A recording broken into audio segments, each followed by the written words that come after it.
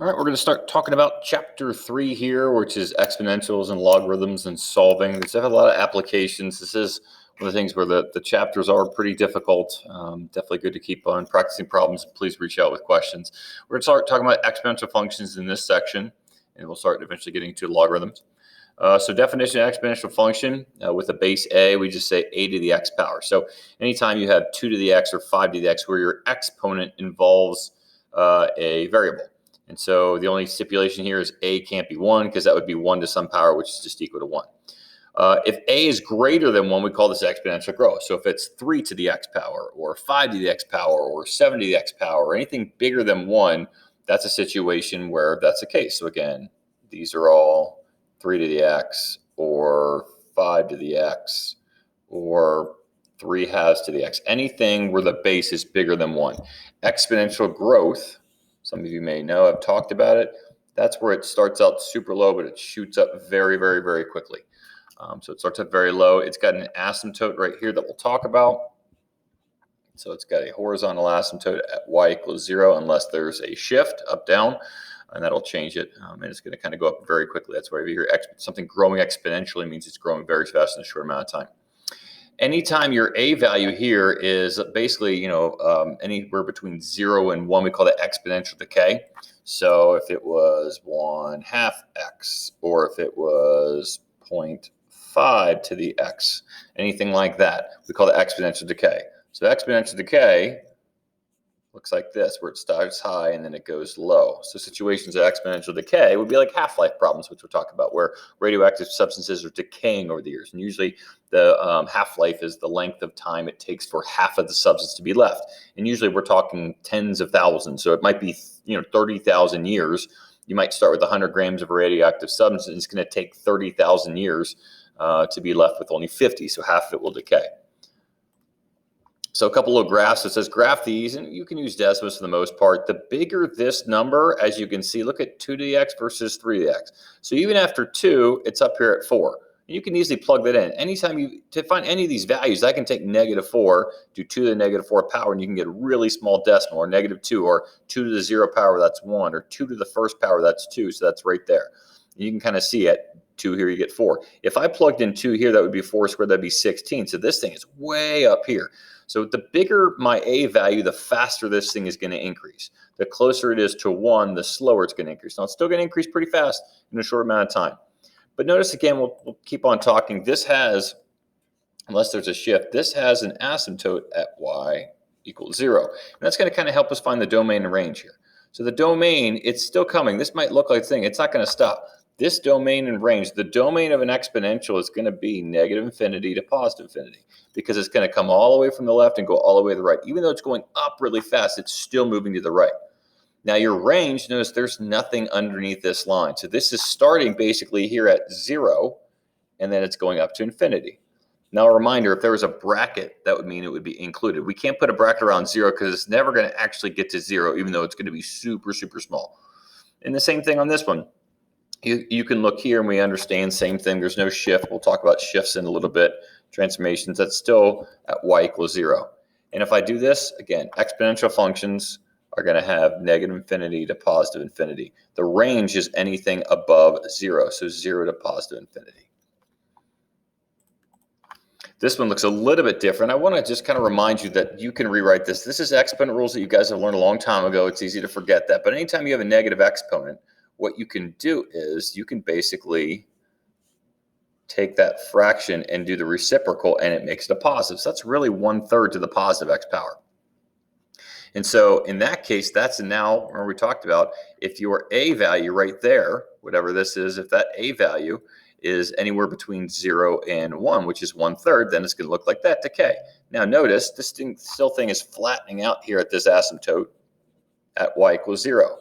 So the same things apply. This thing is still coming from the left and going to the right. Even though it's way up here, it's still off to the left, and it's going to keep on going to the right.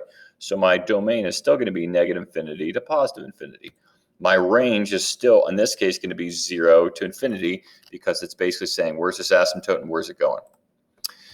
The one-to-one property, notice what you have. If you've got the same base on both sides with different exponents, then you're able to essentially set the exponents equal to each other. So if you have 3 to the x just, 3 to the some power equals 3 to the some power, you're able to set that. Now, if you don't have that, you have to get this. So here, notice I have a base of 3, a base of 9. They're not the same. But I can always we always want to start with the bigger one and try to break it down to the smaller one. Sometimes you break down one side. Sometimes you have to break down both sides. But in this case, always don't. You can't go from big. You don't want to start at the 3 and go up to 9. You can't do that. So start with this one. 9 is the same thing as 3 squared. And so now, because I have that, I'm able to take these exponents of 2 and x plus 1 and set them equal to each other. So now that I have the same base, now notice I can't do that unless I get the same base. That's what this rule says. It has to be the exact same base. I had a base of 3 and a base of 9. Those are not the same, so I had to do a little extra work. And then here, if I want to go ahead and solve this, I can go ahead and plug in minus 1, and x equals 1. So the only way that those are equal is if my x value is equal to 1. And here we go. If I plug in 1 here, that's 1 plus 1, 2. 3 squared is the same thing as 9.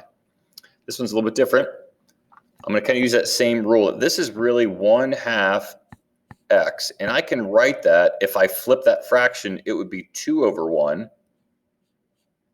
or just 2 to the negative x. So I'm able to flip that fraction if I change the exponent from a positive to a negative or a negative to a positive. Now, this is a base of 2.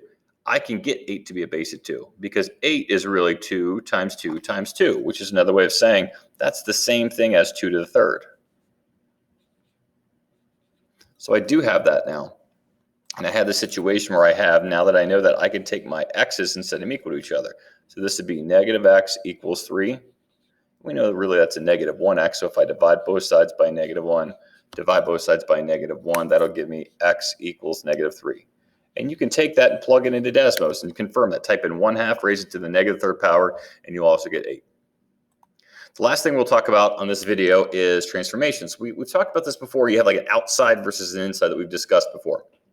So anytime, we did an ed puzzle on this, anytime it's outside, quote unquote, like this -4 or +5 off to the right, that's going to be the up or down shift. If it's up in the exponent, that's going to be the left or right shift. And so we're going to kind of do this. So in this case, everything looks similar, except I've got this -4. So that -4 is that outside. That's going to go down 4. So it's going to shift my graph down 4. So normally my asymptote is right here. I'm going to go down 1, 2, 3, 4. It's going to go down in this case. Your graph then is going to kind of come across here, go and hit that point, and it's going to go up very quickly in a short amount of time. Now notice that if I said, what's the domain and range, just like before, my domain's still going to be negative infinity to positive infinity. But my range now has changed because notice it is down here. It's not below this line. This line was at that asymptote right there. This is at y equals -4. So this thing is going to be from -4 and then anything above -4. So that's the lowest on the graph. And then it's going to go to positive infinity. But notice with an exponential, my domain's still negative infinity to positive infinity, but my range will change depending on what I have. This one has a couple things going on. This +1 tells me it's going to go up 1. And then this +2 here, this is where it's kind of the opposite of what you think. So normally on a graph, a +2 would be over here, but when we shift it left or right, that's going to go left. So this is a shift of left 2. So what happens is, normally my point right here is at 0, 1. Not only is that going to go up 1, but it's going to go left 2, so now it's over here. The other thing is my asymptote was right here. I have to take my asymptote and shift it up 1. And then move it left 2. Now, a horizontal line moving left or right won't change anything, but moving it up absolutely will. So now my asymptote's at y equals 1. So if I said, what's the domain? Still going to be negative infinity to positive infinity. My range is where that line is starting, which is 1, and then going up to infinity. And so when I go ahead and graph this guy, it's going to start here, kind of go through that point, and then shoot up. So notice that the point was here, my asymptote was down here, and then that moved up 1 and then left 2. And then the last one, this one looks kind of weird because it's a -3. So anytime we have a negative in front, that always flips it.